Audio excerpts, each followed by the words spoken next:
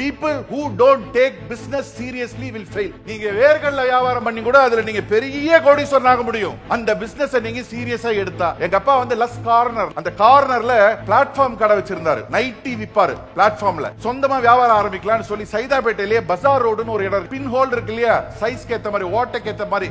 சின்ன ஓட்டை இருந்ததுன்னா 2 10 ரூபா, ஓட்ட கொஞ்சம் பெருசா இருந்தா 3 10 ரூபா 4 10 ரூபா அப்படி பிரிப்பேன்.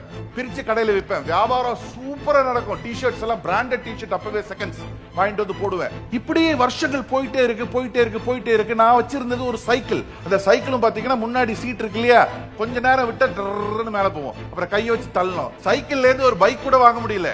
இது நடுவுல அங்க சைதாப்பேட்டையில நான் டெய்லி வரும்போது அங்க ஒரு வீடு ஒண்ணு, அழகான வீடு இருக்கும். அந்த வீடை டெய்லி நான் சைக்கிள் நிறுத்திட்டு பார்ப்பேன். அங்க கம்ப்ளைண்ட் கொடுத்தாரு என்னன்னு தெரியல. ஒரு நான் வீட்டுல சைக்கிள் எப்படி நிக்கும் போது தோல்ல ஒரு போலீஸ்காரர் கையை போட்டு வாப்பான்னு மஃப்டில, வாப்பா எங்க சார் கூட்டு போறீங்க, நீ வான்னு கூட்டு போய் ஜெயில, ஏதாவது ஸ்டேஷன்ல நிக்க வச்சாரு. ஜெயில எல்லாம் போடல, ஸ்டேஷன்ல நிக்க வச்சுட்டார். ரொம்ப அசிங்கப்படுத்திட்டார். இந்த இடத்துல வாழ்க்கையில எப்படியாவது ஜெயிக்கணும், சாதிக்கணும், முன்னுக்கு வரணும்னு வெறியா மாறிச்சு. அரேபியன் கார்டன் ஒரு ரெஸ்டாரண்ட் ஆரம்பிக்கிறேன். ரெஸ்டாரண்ட் பிசினஸையும் ரியல் எஸ்டேட்டையும் ஈக்குவலா பண்ணி, நீங்க இந்த 7ஆம் அறிவு படம் பாத்தீங்களா, நீ அதுல இந்த ப்ரொஃபசர்னு ஒரு கேரக்டர் வரும் தெரியுமா, ப்ரொஃபசருக்கு இவ்வளவு பெரிய வீடா அப்படின்னு பாப்பாங்க. பாத்தீங்களா, அது ஏன் வீடு தான். என்னுடைய ஜேர்னில நிறைய தப்பு பண்ணேன். காலையில இருந்து லைஃப்ல சக்சஸ் ஆகிறது எப்படி, ஏர்ன் பண்ண பணத்தை இன்வெஸ்ட் பண்றது எப்படி அப்படின்னு எல்லாம் பேசினாங்க. ஆனா நான் இன்னைக்கு கொஞ்சம் வித்தியாசமா, why people fail, எதனால மக்கள் ஃபெயில் ஆகிறாங்க லைஃப்ல, சக்சஸ் அதாவது பிசினஸ்ல, அப்படின்றத நான் உங்க கூட பகிர்ந்துக்கலாம்னு நினைக்கிறேன். எதனால ஃபெயில் ஆகுறாங்க அப்படின்றத நம்ம தெரிஞ்சுக்கிட்டோம்னா அந்த விஷயங்களை நம்ம தவிர்த்துக்கலாம் இல்லையா? Yes or no? அதே மாதிரி இனி நான் வந்து உங்ககிட்ட ஹாய் அப்படின்னு சொன்னா நீங்க ஹலோன்னு சொல்லணும். நான் ஹலோன்னு சொன்னா நீங்க ஹாய்னு சொல்லணும். டீலா? Hello, hi, super. why people fail in business and life ன்றத பார்த்தா தெரிஞ்சுக்கலாம். ஒரு 8 pitfalls, 8 காரணங்கள், நூற்றுக்கணக்கான காரணங்கள் இருக்கு why people fail in life and businessக்கு. ஆனா ஒரு 8 காரணங்களை நான் உங்க கூட பகிர்ந்துக்க போறேன். என்னுடைய ஸ்டோரியை ஒரு 2 minutes உங்க கூட ஷேர் பண்ணிக்கிட்டு. நான் சென்னை தான் பேசிக்கலி. என்னோட பேர் அவங்க சொன்னாங்க, இருந்தாலும் my name is Abdul Nabeel. ஒரு பில்டர் நானு. பிளஸ் எனக்கு ஒரு செயின் ஆஃப் ரெஸ்டாரண்ட்ஸ் இருக்கு. அரேபியன் கார்டன் சொல்லி ஒரு 15 பிரான்ச்சஸ் இருக்கு இங்க தமிழ்நாடுல. and I have a branch in UAE also. I specialize in seafood. நான் சீஃபுட் எக்ஸ்போர்ட்டும் பண்றேன். என்னோட ரெஸ்டாரண்ட்ல நான் சீஃபுட் ஸ்பெஷலைஸும் பண்றேன். And it's a multi cuisine, எல்லாமே கிடைக்கும், பட் சீஃபுட் ஸ்பெஷலைஸ் பண்றேன். நான் ரொம்ப ஒரு ஏழையான குடும்பத்தை சேர்ந்தவன். நான் பிறந்தது வந்து கோஷ் ஆஸ்பத்திரி. என் ஃபேமிலி வந்து பாத்தீங்கன்னா நாங்க we are 4 siblings. நாங்க அப்பா அம்மா 4 கூட பிறந்தவங்க. இருந்தது வந்து லாய்ட்ஸ் ரோடுன்ற இடத்துல 10க்கு 10 வீடு. 10க்கு 10னா எத்தனை சதுரடிங்க? 100 சதுரடி. 10 வீட்டுக்கு ஒரு டாய்லெட் இருக்கும். அப்போ எந்த அளவுக்கு அர்ஜென்ட்டா டாய்லெட் வந்தா கூட கியூல நிக்க மாதிரி 10 வீட்டுக்கு ஒரு டாய்லெட், பாத்ரூம், அவ்வளவுதான். அவ்வளோ ஒரு கஷ்டமான ஒரு குடும்பத்தை சேர்ந்தவன் நான். பட் நான் சின்னதுலேருந்தே பார்த்தீங்கன்னா பயங்கர ஃபுட் லவர். என் சைஸ் பார்த்தாலே தெரியுமே உங்களுக்கு. Food lower. என் வீட்டு பக்கத்தில் நல்வாழ்வு கல்யாண மண்டபம்னு இருக்கு. யாராவது லாய்ட்ஸ் ரோட சேர்ந்தவங்க இருக்கீங்களா? இல்ல, ஓகே, இருக்கீங்க. தெரியுமா நல்வாழ்வு கல்யாண மண்டபம் இப்போ இருக்கா? அங்கதான், அது பக்கத்துல தான் நான் இருந்தேன், லாய்ட்ஸ் ரோட்ல. என்னுடைய ஃபர்ஸ்ட் நான் சம்பளம் வாங்கினது பாத்தீங்கன்னா 5 ரூபா. எதுக்குன்னா அந்த நல்வாழ்வு கல்யாண மண்டபத்துல இலை எடுக்கிறதுக்கு போவேன் நான். சாப்பிட்டதுக்கு அப்புறம் இலை எடுப்பாங்க இல்லையா, நான் ஸ்டைலா எடுப்பேன். அந்த ரஜினிகாந்த் எப்படி ஸ்டைலா ஆக்ட் பண்ணுவாரோ அந்த இலை எடுக்கிறதே ரொம்ப ஸ்டைலா எடுப்பேன் நான். ஸோ இலை எடுக்கிறது அதான் என்னுடைய முதல் வேலை. ஆனா சின்னதுலயே பாத்தீங்கன்னா பெரிய பெரிய கனவுகள். ஏதாவது பெரிய காரை பார்த்தா அந்த காரையே பார்த்துட்டு இருப்பேன், இந்த மாதிரி ஒரு கார் வாங்கணும் லைஃப்ல. பெரிய வீடை பார்த்தா அந்த வீட்டையே பார்த்துட்டு இருப்பேன், இந்த மாதிரி ஒரு வீடு வாங்கணும் லைஃப்ல. எங்க அப்பா வந்து லஸ் கார்னர் தெரியுமா, மயிலாப்பூர் லஸ் கார்னர். அந்த கார்னர்ல பிளாட்ஃபார்ம் கடை வச்சிருந்தாரு. நைட்டி விப்பாரு பிளாட்ஃபார்ம்ல. ஒரு கடைக்கு வாசல்ல ரோட்ல ஒரு டேபிள் போட்டு அதுல நைட்டி விப்பாரு. அங்க நான் ஈவினிங் ஆனா சில நாட்கள் போவேன். அங்க வந்து ஒரு பார்க் இருக்கு அந்த மயிலாப்பூர்ல. அந்த பார்க் பேர் எனக்கு மறந்து போச்சு. அங்க நிறைய புக்ஸ் விற்பாங்க. இந்த பழைய இந்த interior decorations books, car books எல்லாம் விற்பாங்க செகண்ட் ஹேண்ட்ல. நான் அந்த 1 ரூபா 2 ரூபா இருக்கும். நான் இந்த இதுக்கு போறேன் இல்லையா, சாப்பாட்டுக்கு இலை எடுக்கிற போறேன் இல்லையா, எப்படி வாரத்துக்கு 2-3 நாளாவது ஈவினிங் நடக்கிற ஃபங்க்ஷன் எல்லாத்துக்கும் போயிடுவேன். வீக்கெண்ட்ல நடக்கிற ஃபங்க்ஷன்ஸ் எல்லாம் போயிடுவேன். அந்த 1 ரூபா 2 ரூபாவை எடுத்து, ஹலோ, 1 ரூபா 2 ரூபா எடுத்துட்டு அங்க போய் அந்த புக்கை வாங்குவேன். எதுக்குன்னா அந்த புக்ல கார் விதவிதமா இருக்கும், அதை கட் பண்ணி நான் வீட்டுல என் பீரோல ஒட்டுவேன். வீடு விதவிதமா இருக்கும், அதை கட் பண்ணி நான் என்னோட பீரோல ஒட்டுவேன். அப்படியே கனவு. அதுக்கப்புறம் 10ஆம் கிளாஸ் முடிச்சேன். நான் ரொம்ப நல்ல படிப்பேன், எனக்கு படிக்கிறதுக்கு ரொம்ப ஆர்வம். இன்னைக்கு நான் படிச்சுக்கிட்டு தான் இருக்கேன். நான் இப்போ சட்டம் படிச்சுக்கிட்டு இருக்கேன். பட் ஆனால் அன்னைக்கு என் குடும்ப சூழ்நிலைனால 10ஆம் கிளாஸோட நான் நிறுத்திட்டு, 10ஆம் கிளாஸோட நிறுத்தி நான் எப்படி படிக்கிறேன்னா, நான் அப்போத்துலேருந்து படிச்சுக்கிட்டே தான் இருக்கேன். பிரைவேட்ல.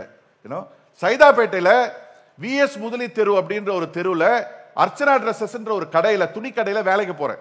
டெய்லி 20 ரூபா சம்பளம், மாசம் 600 ரூபா சம்பளத்துக்காக.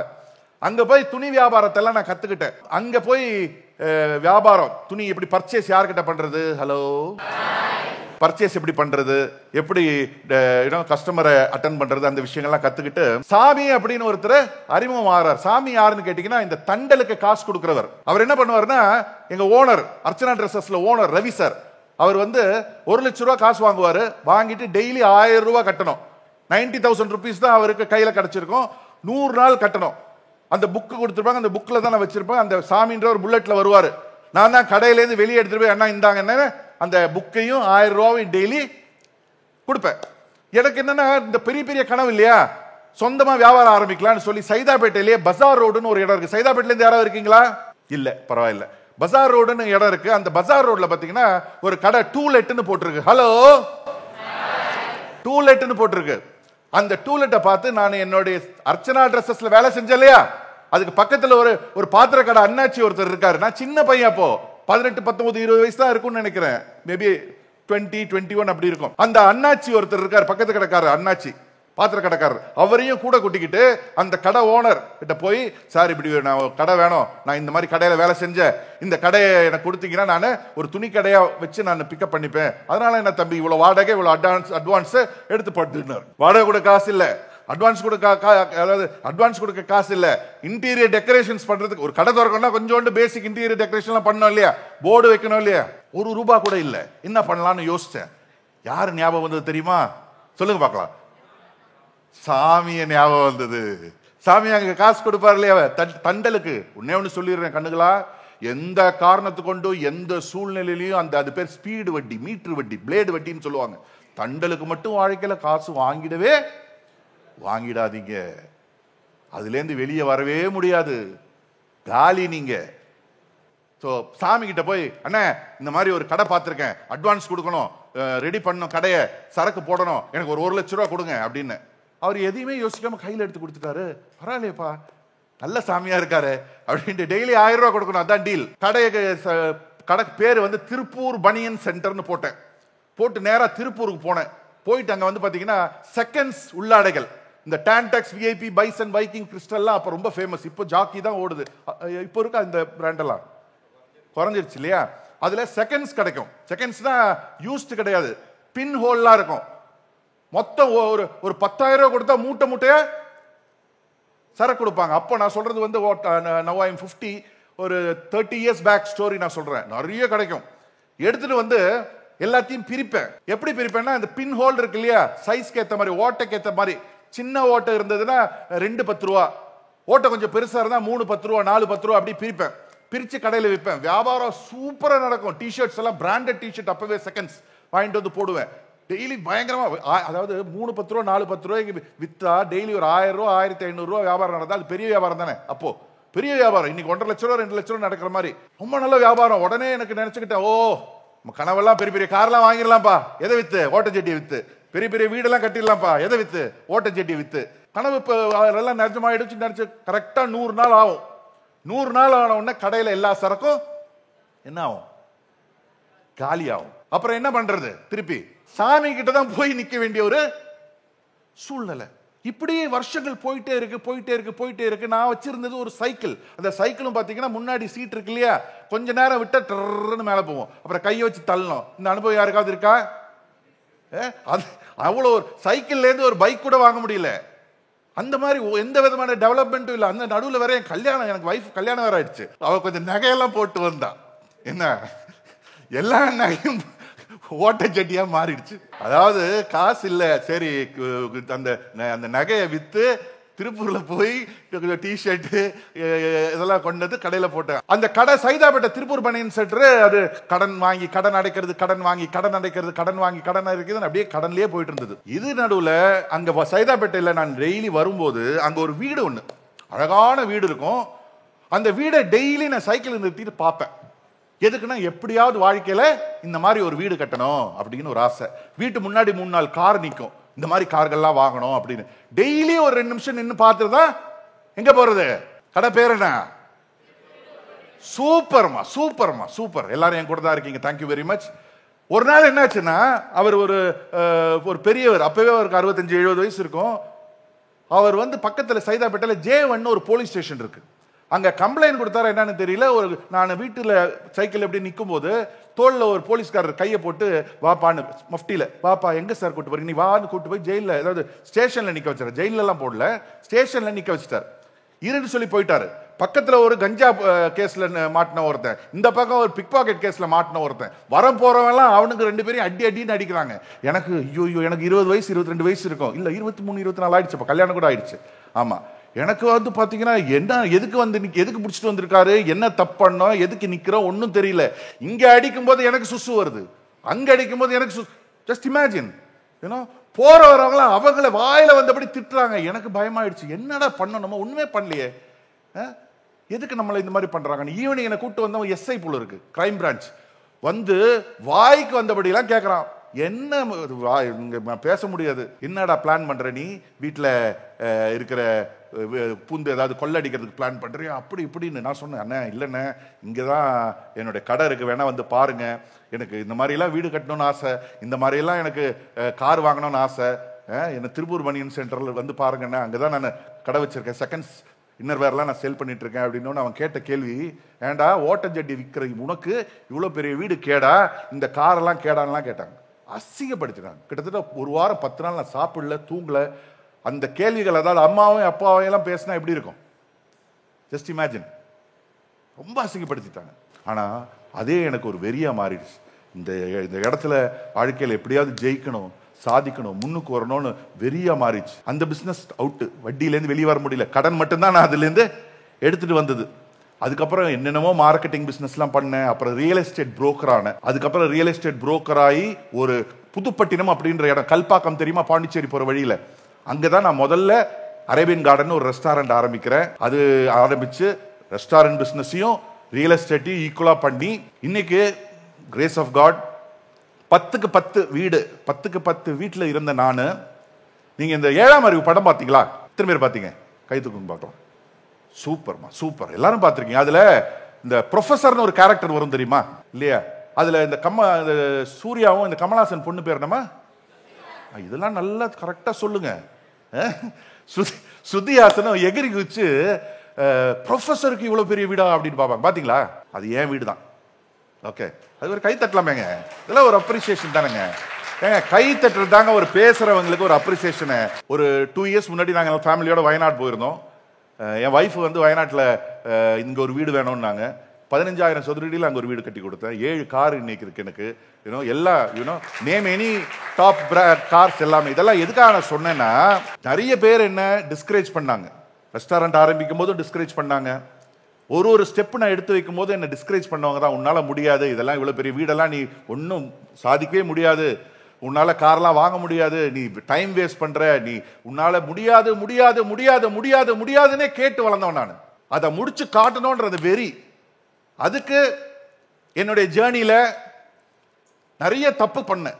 அதுல ஒரு 8 தவறுகள். ஏன்னா நீங்க தப்பு பண்ணி கத்துக்கிறத விட பண்ண தப்பு என்னன்னு நீங்க தெரிஞ்சுக்கிட்டா அதுல இருந்து நீங்க தப்பிச்சுக்கலாம் இல்லையா? Yes or no? Number 1 why people fail in any business or life. அதுல number 1, people who don't take business seriously will fail. You can even become millionaire selling peanuts if you take the business seriously. நீங்க வேர்கள்ல வியாபாரம் பண்ணி கூட அதுல நீங்க பெரிய கோடீஸ்வரன் ஆக முடியும். அந்த பிசினஸ் நீங்க சீரியஸா எடுத்தா. நீங்க 5 லட்சம் 10 லட்சம் இன்வெஸ்ட் பண்ணியிருந்தா கூட நீங்க எப்படி மனசுல நீங்க நினைச்சுக்கிட்டு நீங்க வேலை செய்யணும் தெரியுமா? 50 கோடி 100 கோடி ஒரு வியாபாரத்தில் இன்வெஸ்ட் பண்ணா எந்த அளவுக்கு அந்த பிசினஸ் நீங்க சீரியஸா எடுப்பீங்களோ அந்த அளவுக்கு சீரியஸா எடுக்கணும். டே அண்ட் நைட் அதை பத்தி தான் நினைக்கணும். சீரியஸா எடுக்கிறவங்க அவங்க கனவை நிறைவேற்றிப்பாங்க. அந்த கனவை உங்களை தூங்க விடக்கூடாது. நான் கனவுன்னு சொல்றது உங்களுக்கு தூங்கும் போது வருது, அதை பத்தி நான் சொல்லல. உங்களை தூங்க விடாம செய்து பாருங்க. அந்த கனவு உங்களை தூங்க விடாம செய்யணும். அப்படி உங்களை தூங்க விடாம அந்த கனவு செஞ்சிருந்தா நீங்க அந்த பிசினஸ் நீங்க சீரியஸா எடுத்திருக்கீங்கன்னு அர்த்தம். சின்னதா இருந்தா கூட அதை நீங்க பெருசாக முடியும். எப்போ?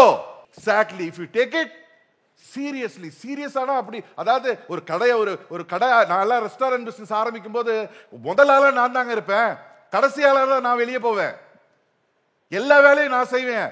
பாத்திரம் தேய்ச்சிருக்கேன், உள்ள ஹவுஸ் கீப்பிங் வேலை செஞ்சிருக்கேன். பிரியாணி மாஸ்டர் வேலை செஞ்சிருக்கேன், கேப்டன் செக்யூரிட்டியா நின்று இருக்கேங்க கார் எல்லாத்தையும் கரெக்ட் பண்றதுக்கு. Because I was serious, 100% serious and I want to become successful. 100% நான் இதுல ஜெயிச்சே ஆகணும், ரெஸ்டாரண்ட் பிசினஸ்ல ஜெயிச்சே ஆகணும்ன்ற அந்த very sense of urgency, compelling reason, burning desire, இதெல்லாம் எப்ப வரும்னா நீங்க சீரியஸா இருந்தீங்கன்னா. That is number 1. Number 2, doubt. Doubt is a killer. உங்களுக்கு அந்த டவுட் அப்படின்றது உங்களுக்குள்ள இருந்தா உங்களால சக்சஸ் ஆகவே முடியாது. முதல்ல உங்களை நீங்க நம்பணும். என்னால முடியும், ஜெயிக்க முடியும், சாதிக்க முடியும் உங்களை நம்பணும். நீங்க என்ன ஃபீல்ட்ல இருந்தாலும், நீங்க என்ன ஃபீல்ட்ல சூஸ் பண்ண போறதா இருந்தாலும், you believe in your self. என்னால முடியுமா, இதெல்லாம் நடக்குமா, நான் சாதிக்க முடியுமா நினைச்சீங்கன்னா இம்பாசிபிள், முடியவே முடியாது. நான் ஜெயிக்க பிறந்தவன் நான் நம்பணும், நீங்க ஜெயிக்க பிறந்தவன் நீங்க நம்பணும். You must believe in your self. டவுட்டே இருக்க கூடாது. இரண்டாவது, நீங்க எந்த தொழிலை தேர்ந்தெடுக்க போறீங்களோ அந்த தொழில் மேலேயும் டவுட் இருக்க கூடாது. நான் ரெஸ்டாரண்ட் பிசினஸ் 100% நம்பினேன். 1% கூட நான் டவுட்டே இல்லாம நம்பினேன். நான் இதுல ஜெயிப்பேன், என்னால இதுல ஜெயிக்க முடியும் அப்படின்னு நம்பினேன். நிறைய பேர் இது எதனால தெரியுமா நம்ம சூஸ் பண்ற பிசினஸ் மேல நம்மளுக்கு டவுட் வருது தெரியுமா? காரணம், நம்மளை சுத்தி இருக்காங்கல்ல, சுத்தி இருக்கிறவங்க நம்மளை டிஸ்கரேஜ் பண்ணும்போது தான் ஐயோ நம்ம தப்பான ஒரு பிசினஸ் சூஸ் பண்ணிட்டோமோ, தப்பான ஃபீல்டுக்குள்ள நம்ம இறங்கிட்டோமோ அப்படின்ற டவுட் வருது. 2 பசங்க அண்ணன் தம்பிங்க காத்தாடி விட்டுட்டு இருந்தாங்க. அண்ணங்காரன் பார்த்தீங்கன்னா ஹைட்டா வெயிட்டா 10 வயசு தான், ஆனா பார்க்கறதுக்கு 18 வயசு மாதிரி இருப்பான். தம்பிக்காரன் பார்த்தீங்கன்னா 5 வயசு தான், ஒரு 10 வயசு இருக்கும், 8 வயசு இருக்கும், ஆனா நோஞ்சா மாதிரி இருப்பான், ஒரு 5 வயசு மாதிரி இருப்பான். புரியுதுங்களா? Are you all with me? அண்ணங்காரன் ஹைட்டா வெயிட்டா இருப்பான், தம்பிக்காரன் பாத்தீங்கன்னா ரொம்ப ஒரு 3 வயசு 4 வயசு 5 வயசு மாதிரி இருப்பான், நோஞ்சா மாதிரி இருப்பான். 2 பேரும் காத்தாடி விட்டு விளையாடிட்டு இருக்காங்க. காத்தாடி அருந்து போகுது. காத்தாடியை பிடிக்கிறதுக்கு 2 பேரும் ஓடுறாங்க. ஒரு யாருமே இல்லாத ஒரு பொட்ட காடு நடுவுல ஒரு கிணறு, அந்த கிணத்துக்குள்ள அந்த காத்தாடி விழுந்தது. அதை பிடிக்கிறதுக்கு அண்ணங்காரன் குதிக்கிறான், கிணத்துல விழுந்துடுறான். கிணத்துல விழுந்த அண்ணங்காரன் கத்துறா, டே தம்பி யாரையாவது கூட்டிட்டு வாடா, நான் செத்துருவன் போல இருக்குடா, இருட்டா இருக்குடா, என்ன காப்பாத்துறான்றான். தம்பிக்காரன் சுத்தி பார்க்கறான், ஒருத்தனையும் காணும். பக்கத்துல அந்த பக்கெட்டு கயிறு இருக்குள்ள கிணத்துல போடுவாங்கல்ல, தம்பிக்காரன் என்ன பண்றான்னா அந்த பக்கெட்டை தூக்கி கிணத்துல போட்டு, அண்ணா இத புடிச்சுக்கோ, நான் உன்னை எப்படியாவது இழுத்து காப்பாத்திடுறேன்றான். அந்த நோஞ்சா மாதிரி இருக்கிற தம்பி 8 வயசு இருந்தாலும் பார்க்க எப்படி 4-5 வயசு மாதிரி இருப்பான், இப்படி இருப்பான். இந்த ஹைட் வெயிட்டா ஒரு 70-80 வயசு இருக்கிற அண்ணங்காரனை அந்த கயரை பிடிச்சி இழுத்து காப்பாத்திடுறான். 2 பேரும் அவங்க தெருக்கு வந்து நடந்த விஷயத்த சொல்றாங்க. எல்லாரும் சிரிக்கிறே, என்னடா கதை விடுற, நீ அண்ணனை காப்பாத்தினியா, எங்கேயோ போய் விளையாடிட்டு 2 பேரும் அடி வாங்கிட்டு வந்திருக்கீங்க, ஏன்னா ஸ்கிராச்சஸ் எல்லாம் இருக்கு. யாருமே நம்பல. ஆனா அங்க ஒரு பெரியவர் ஒருத்தர் இருக்காரு, அவர் மட்டும் கூப்பிட்டு, டே தம்பிகளா வெரி குட், அண்ணனை எஸ்பெஷலி இந்த தம்பி எஸ்பெஷலி நல்ல காரியம் செஞ்ச, சூப்பர்னு பாராட்டுறாங்க.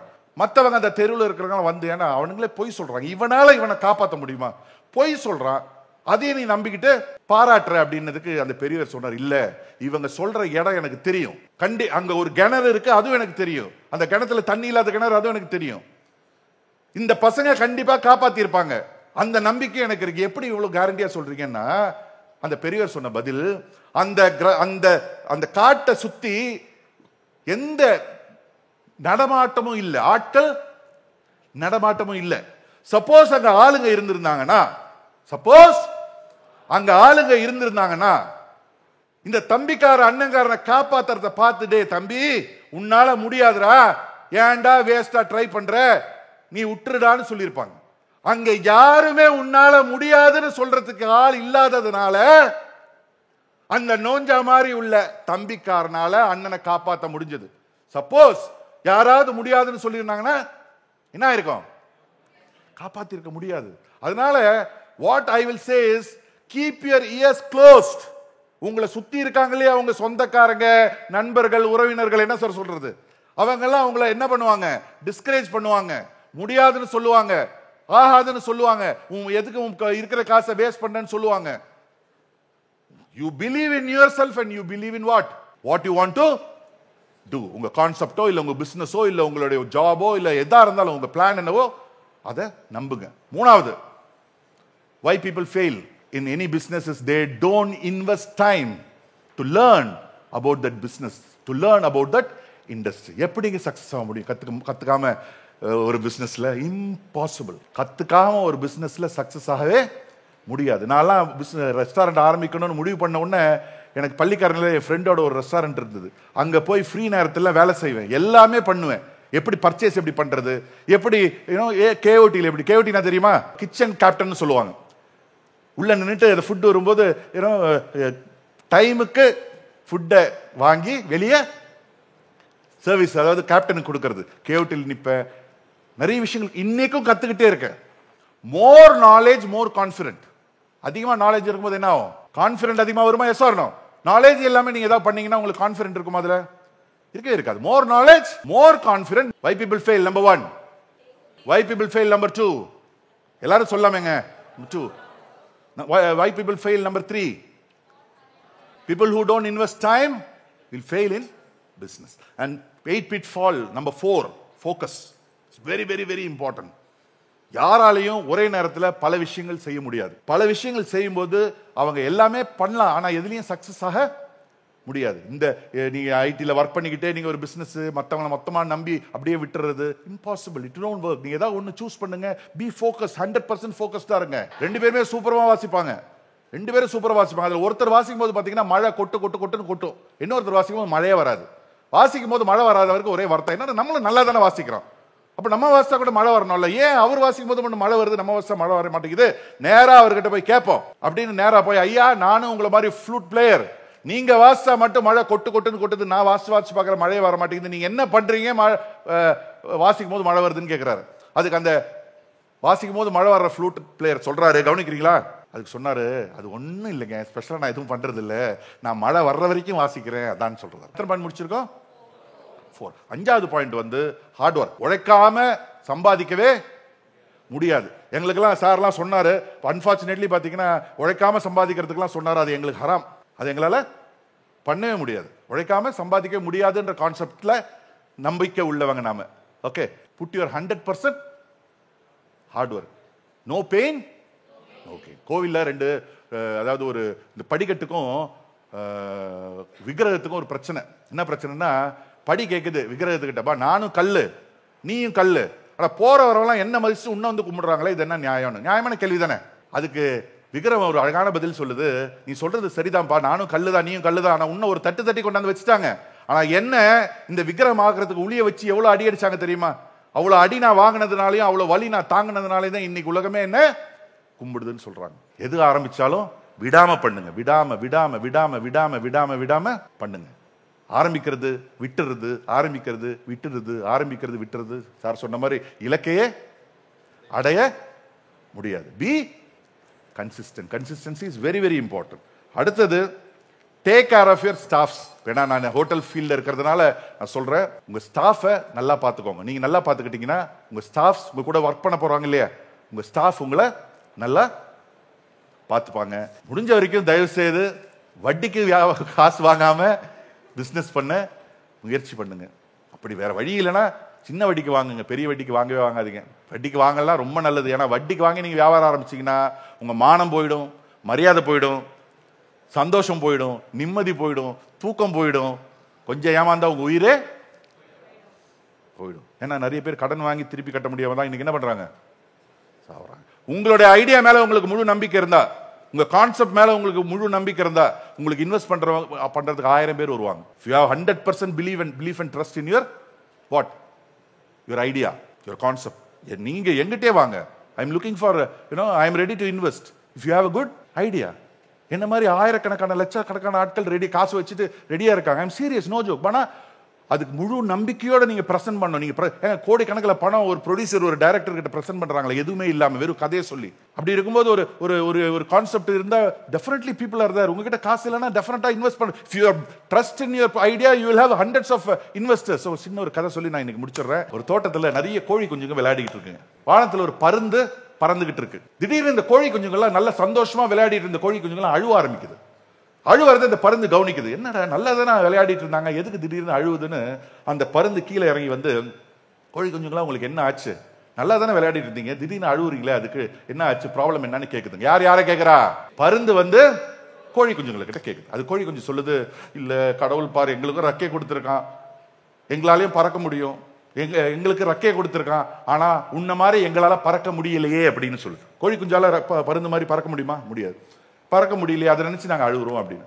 அதுக்கு என்ன பண்ணுதுன்னா, பருந்து கீழே வந்து அந்த கோழி குஞ்செல்லாம் தூக்கி அதோடைய ரெக்கைக்குள்ள வந்து வச்சுக்கிட்டு எல்லா கோழி குஞ்சுகளும் வானத்துக்கு கூட்டு போய் பறக்க சொல்லி கொடுக்குது. இப்படி பண்ணா முன்னாடி போய், இப்படி பண்ணா பின்னாடி போய், இப்படி பண்ணா மேல போய், இப்படி பண்ணா கீழே வருவேன். எல்லா கோழி குஞ்சுகளுக்கும் யாரு கத்து கொடுக்குறா? பருந்து கத்து கொடுக்குது. எல்லா கோழி குஞ்சுகளும் பறக்க ஆரம்பிச்சிருது. ஆஹா, பறக்க கத்துக்கிட்டோம், பறக்க கத்துக்கிட்டோம், பறக்க கத்துக்கிட்டோம், சந்தோஷமா பறக்குது. சரி, நீங்களாம் பறக்க கத்துக்கிட்டீங்க, வாங்கன்னு சொல்லி எல்லாத்தையும் தூக்கி திருப்பி ரெக்கையில உட்கார வச்சு கீழே கொண்டு வந்து விட்டுட்டு, கோழி குஞ்சுகளா நீங்கெல்லாம் பறக்க கத்துக்கிட்டீங்க, அதனால என் வேலை முடிஞ்சிருச்சு, நான் கிளம்புறேன், நீங்க எல்லாம் நல்லா பறங்கன்னு சொல்லிடுச்சு.